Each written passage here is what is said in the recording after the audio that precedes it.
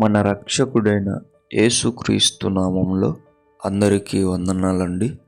ఈరోజు దేవుని మాటలు యోహాను రాసిన 3వ పత్రిక 1వ అధ్యాయం 10వ వచనం. అందుచేత నేను వచ్చినప్పుడు వాడు చేయుచున్న క్రియలను జ్ఞాపకము చేసుకొందును.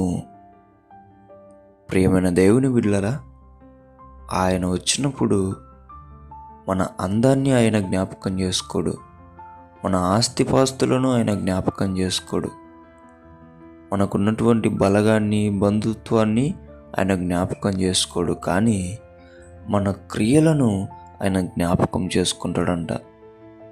అయితే ప్రియమైన దేవుని బిడ్డలారా, ఒక్కసారి ఆలోచిద్దాం, మన క్రియలు ఎలా ఉన్నాయి? ఈ లోకంలో ఉన్నటువంటి మనుషుల పట్ల మన క్రియలు ఎలా ఉన్నాయి? మనము దేవుని బిడ్డలుగా ఎవరిని చూసి నడుచుకుంటున్నాం? యేసుక్రీస్తు మాటలు వింటూ ఆయన జీవితం ప్రకారం మనము నడుచుకుంటూ ఉంటాం. అయితే మన క్రియలు ఎలా ఉన్నాయి? ఆయన చెప్పిన విధముగా ఉన్నాయా? దానికి విరుద్ధంగా ఉన్నాయా? ఒకసారి ఆలోచించాలి. దేవుని బిడ్డలారా, ఆయన చెప్పిన విధముగా ఉంటే గనక ఆయన రాజ్యంలో చేర్చుకోవడానికి, ఆయన రాజ్యంలో మనల్ని నిలబెట్టడానికి ఆయన సిగ్గుపరుడు, ఆయన వెనకంజుగు వేయడు. ఎప్పటికైనా హృదయంలో మనల్ని పెట్టుకుంటాడు. ఎప్పటికైనా రాజ్యంలో మనల్ని ప్రవేశపెట్టాలనే చూస్తాడు.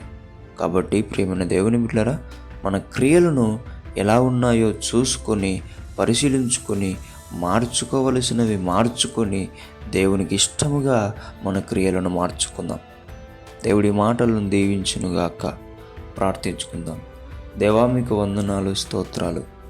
తండ్రి, తెలియకపోకుండా మా క్రియలు నీకు నచ్చని విధముగా జీవిస్తూ మేము ఉంటున్నామేమో, మమ్మల్ని క్షమించండి తండ్రి.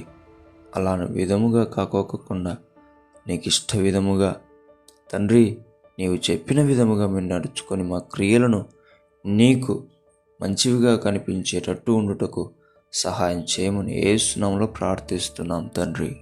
ఆమేన్.